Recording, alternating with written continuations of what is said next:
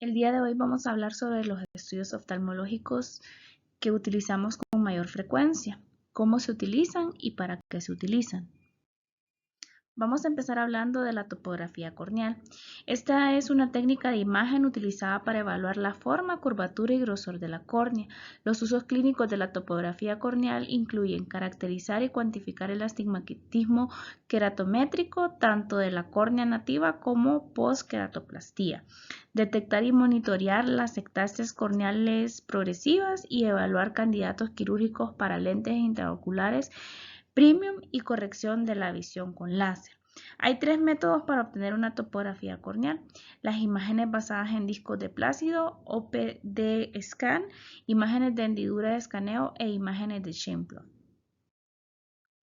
Los pasos básicos para realizar una topografía corneal: primero vamos a asegurar de que el equipo esté calibrado y funcione correctamente. Le explicamos el procedimiento que vamos a realizar al paciente y aseguremos que éste esté cómodo y relajado para que el estudio nos salga adecuadamente.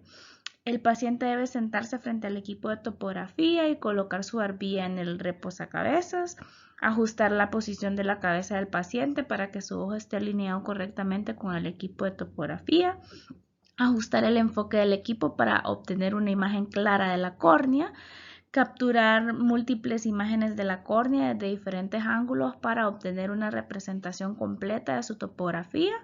Luego vamos a procesar los datos obtenidos para generar un mapa topográfico de la córnea.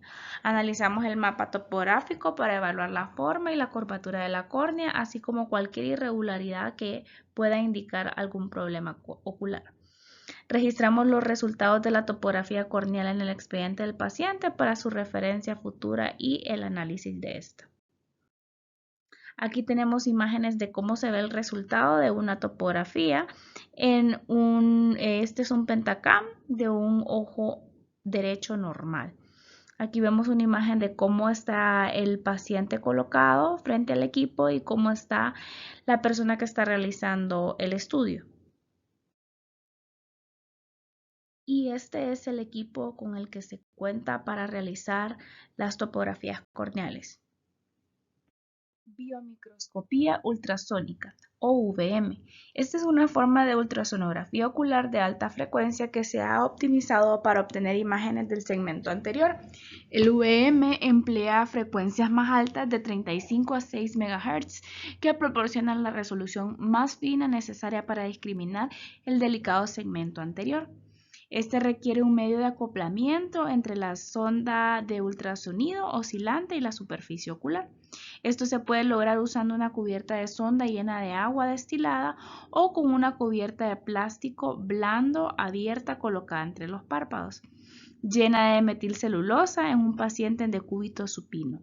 En un ojo anatómicamente normal, la VM se puede utilizar para obtener imágenes de la córnea, de la cámara anterior, el espolón escleral, el iris, el cuerpo ciliar, la cámara posterior y la superficie anterior del cristalino. La VM también se puede utilizar para realizar mediciones de blanco a blanco, de surco a surco y de la profundidad de cámara anterior que pueden ser necesarias para procedimientos refractivos y de cataratas. Aquí podemos ver imágenes de VM. En la primera imagen podemos ver un melanoma del cuerpo ciliar. En la segunda imagen vemos un iris plateau. En la tercera imagen vemos un VM de un paciente pseudofáquico que por lo demás está normal. Y en la última imagen vemos un VM con un quiste del cuerpo ciliar. Y aquí tenemos una imagen del VM que está disponible en el centro.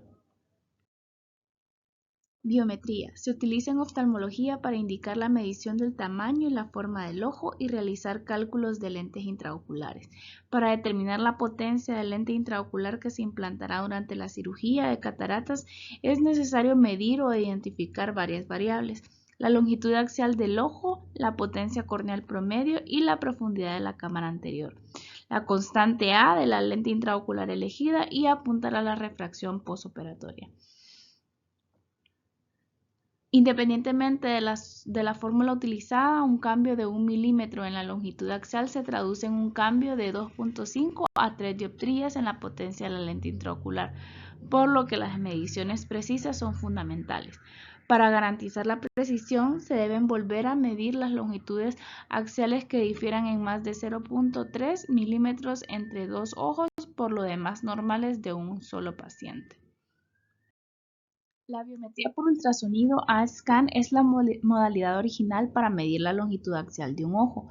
La sonda de ultrasonido puede hacer contacto directo con la córnea del paciente o utilizar un baño de inmersión como medio de acoplamiento.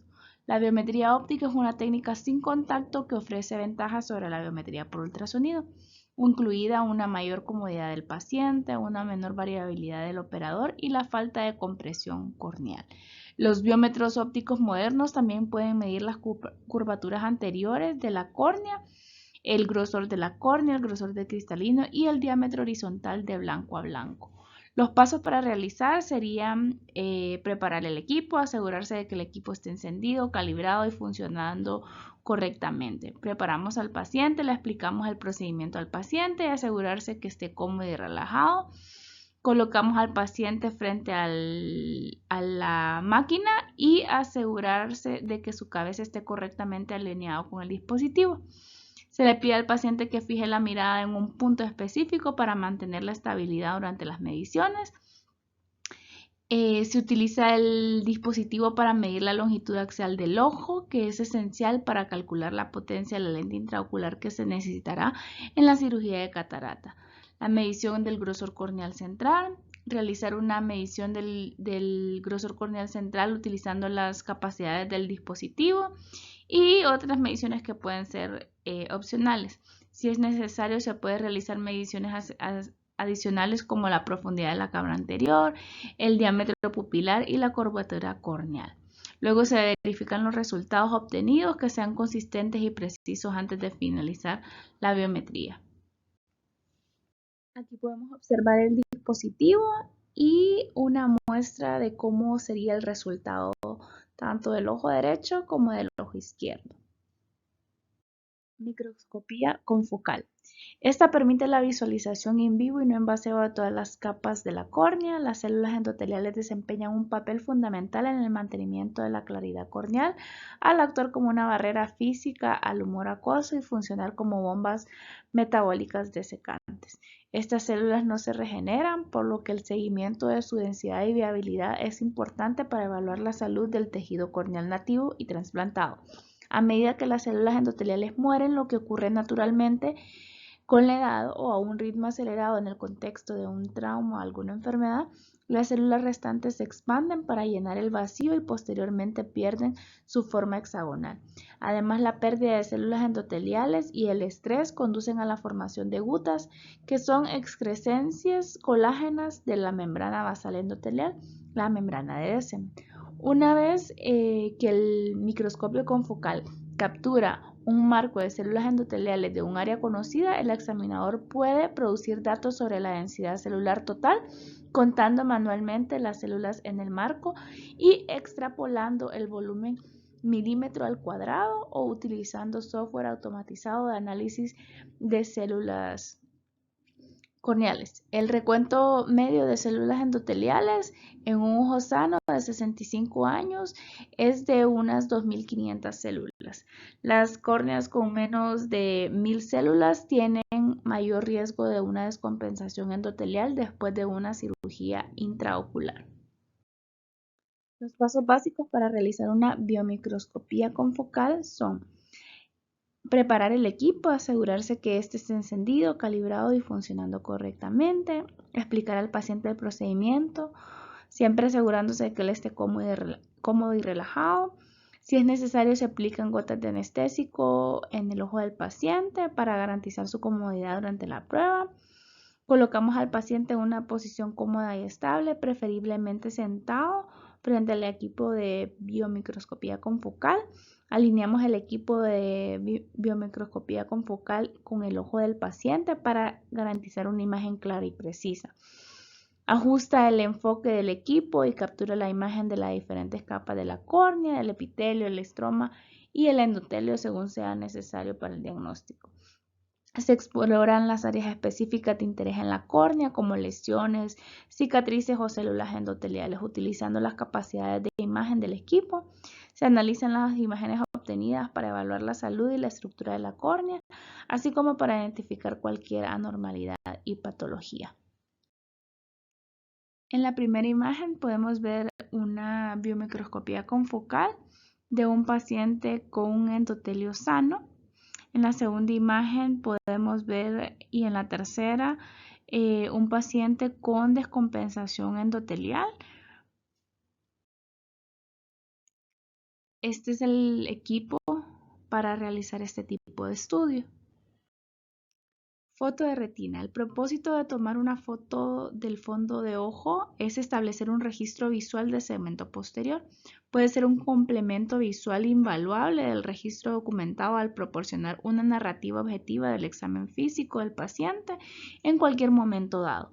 En el ámbito clínico, las fotografías seriadas del fondo de ojo son especialmente útiles cuando se comparan los cambios fundoscópicos a lo largo del tiempo, especialmente cuando se evalúan cambios sutiles de intervalo en ojos diabéticos o glaucomatosos. Los pasos para realizar una foto de retina es asegurar que la cámara esté encendida, calibrada y funcionando correctamente. Se le explica al paciente el procedimiento. Se coloca al paciente en una posición cómoda y estable, preferiblemente sentado frente al equipo de la fotografía retiniana. Se alinea la cámara retiniana con el ojo del paciente para garantizar una imagen clara y precisa. Se ajusta el enfoque de la cámara y la iluminación para obtener una imagen clara de la retina. Captura imágenes de la retina centrándose en áreas específicas de interés según las indicaciones del médico, como el disco óptico, la mácula o áreas con patologías. Se analizan las imágenes obtenidas para evaluar la salud y la estructura de la retina, así como para identificar cualquier anormalidad o patología. Se registran las imágenes y los hallazgos en el expediente del paciente para su referencia futura y el análisis de este. Y aquí podemos ver fotografías del fondo de ojo de pacientes tanto normales como con patologías asociadas. Y este sería el dispositivo que nos tomaría la foto de retina. La tomografía de coherencia óptica de mácula, OCT de mácula, permite al médico obtener una vista transversal de la retina en alta resolución, ofreciendo excelentes detalles de la interfaz vitreoretiniana, las estructuras retinianas, el epitelio pigmentario de la retina y la coroides. Además de un estudio estructural, los avances recientes en el OCT han permitido al médico realizar análisis cuantitativos volumétricos y del espesor de la retina para ayudar en el diagnóstico, las evaluaciones de la progresión de la enfermedad y las respuestas a la terapia. Aquí podemos ver imágenes de un OCT de mácula con alteraciones. La tomografía de coherencia óptica del nervio óptico o un OCT del nervio óptico es una técnica de imagen no invasiva y sin contacto que utiliza comúnmente en el diagnóstico y tratamiento del glaucoma. Primero se utilizó principalmente para evaluar el espesor de la capa de fibras nerviosas de la retina y los parámetros de la cabeza del nervio óptico. Recientemente el espesor de la capa de células ganglionales de la retina macular también se ha convertido en una métrica útil. Y aquí podemos ver imágenes de diferentes OCT de nervio óptico. ¿Cómo se realizan estos dos estudios? Estos dos estudios se realizan con el mismo dispositivo. Y primero se asegura de que el equipo de OCT esté encendido, calibrado y funcionando correctamente. Se le explica el procedimiento al paciente. Se coloca al paciente en una posición cómoda y estable. Se alinea el escáner del OCT con el ojo del paciente para garantizar una imagen clara y precisa tanto de la mácula como del nervio óptico. Se ajusta el enfoque del OCT y la iluminación para obtener imágenes de alta calidad de la mácula y del nervio óptico. Se realizan escaneos del OCT de la mácula para evaluar la salud y la estructura de esta área crucial de la retina, centrándose en la mácula central y sus capas. Se realizan también escaneos del OCT del nervio óptico para evaluar su morfología y detectar cualquier anomalía como el espesor de las capas de las fibras nerviosas. Se analizan las imágenes obtenidas para identificar posibles patologías como un edema macular, un agujero macular o un daño del nervio óptico. Este es el dispositivo que realiza estos estudios. Ultrasonido modo A-B. La ecografía es la modalidad de imagen esencial para las estructuras del ojo y la órbita que están ocultas para el examinador. Proporciona una evaluación intraocular cuando no es posible ver el fondo de ojo y puede ayudar a evaluar las estructuras de la órbita, incluidos los músculos extraoculares. También se puede utilizar en casos en los que los ojos del paciente son difíciles de examinar, como en un paciente con nistagmo. Al realizar una ecografía orbital, la sonda portátil se coloca suavemente contra el párpado o la esclerótica usando un agente acoplador de sonido como metilcelulosa y el transductor se apunta hacia el tejido relevante mientras se mira el monitor como guía. La interpretación de la ecografía implica estudiar segmentos de película en tiempo real y características de intensidad de escala de grises para provocar una reconstrucción mental tridimensional de las estructuras basadas en múltiples secciones transversales. Y aquí podemos ver imágenes de diferentes patologías que podemos observar en un ultrasonido. Y este es el dispositivo con el que se puede realizar un ultrasonido. Campo visual. Las pruebas de campo visual son una herramienta de diagnóstico importante para la evaluación de enfermedades de la retina, neurológicas y del nervio óptico. Los cambios en el campo visual reflejan defectos de la vía del campo visual y su interpretación adecuada es fundamental para realizar un diagnóstico correcto. El uso más común de las pruebas de campo visual es para la detección y seguimiento del glaucoma. Los pacientes suelen someterse a varias pruebas al año, ya que evaluar la progresión sutil mediante el examen físico y otras modalidades de prueba puede resultar un desafío.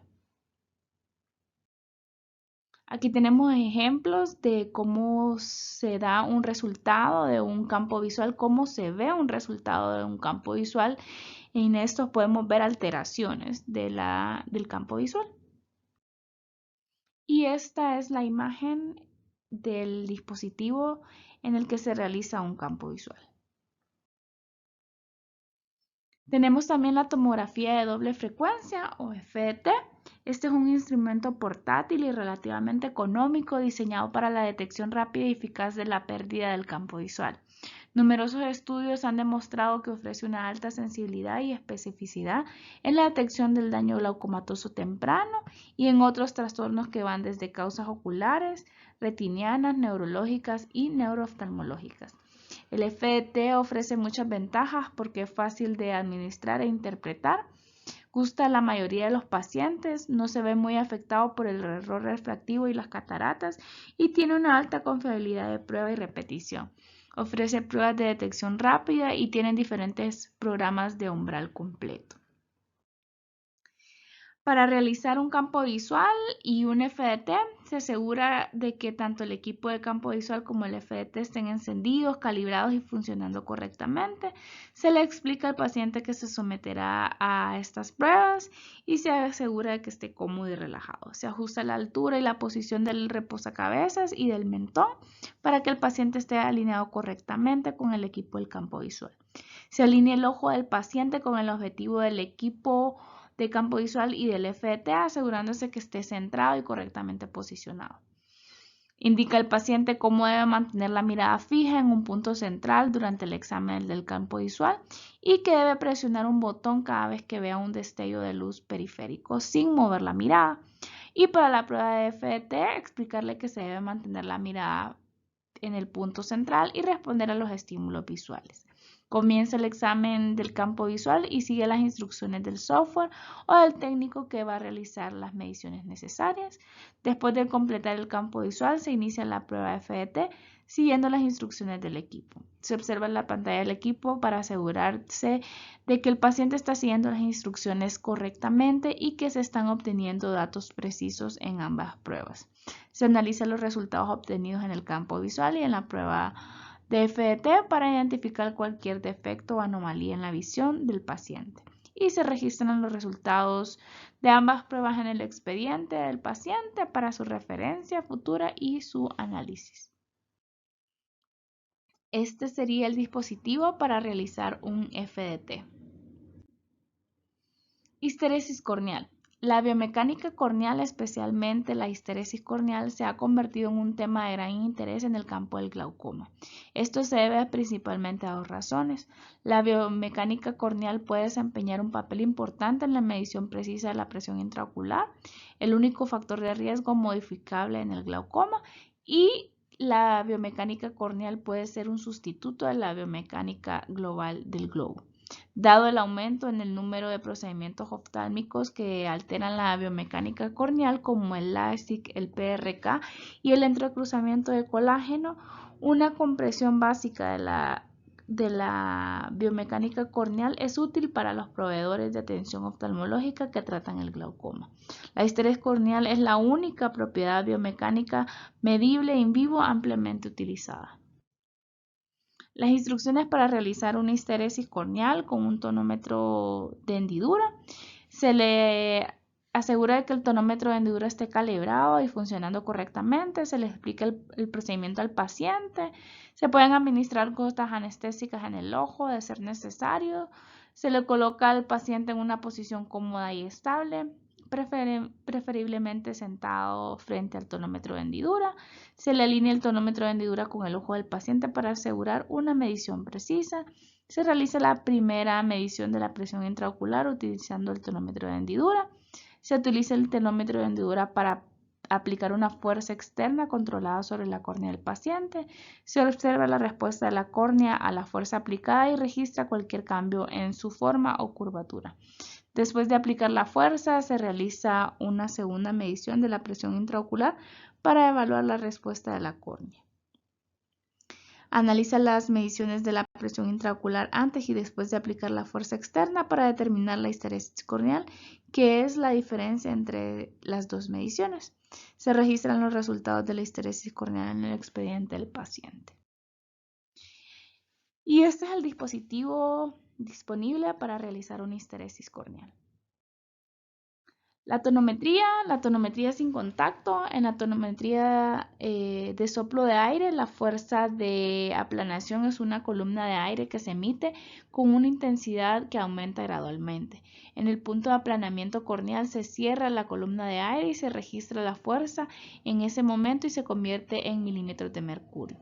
Las lecturas de estas máquinas pueden subestimar la presión intraocular en rangos altos y sobreestimar la presión intraocular en rangos bajos en comparación con el tonómetro de aplanación de Goldmann. Se debe promediar un mínimo de 3 lecturas para estimar la presión intraocular media, ya que la presión intraocular varía durante el ciclo cardíaco. El tonómetro de aplicación de Goldmann mide la fuerza necesaria para aplanar un área corneal de 3.06 milímetros de diámetro. Con este diámetro, la resistencia de la córnea al aplanamiento se ve contrarrestada por la atracción capilar del menisco de la película lagrimal hacia la cabeza del tonómetro. La presión intraocular en milímetros de mercurio es igual a la fuerza de aplanamiento en gramos multiplicado por 10. Se coloca tinte de fluoresceína en el ojo del paciente para resaltar la película lagrimal. Se utiliza un prisma de imagen dividida para dividir la imagen del menisco lagrimal en un surco superior e inferior. La presión intraocular se toma cuando estos surcos están alineados de manera que sus márgenes internos apenas se tocan. Y aquí podemos ver en la primera imagen un tonómetro sin contacto o un tonómetro neumático que toma la presión neumática y un tonómetro en la segunda imagen de aplanación de Goldmann.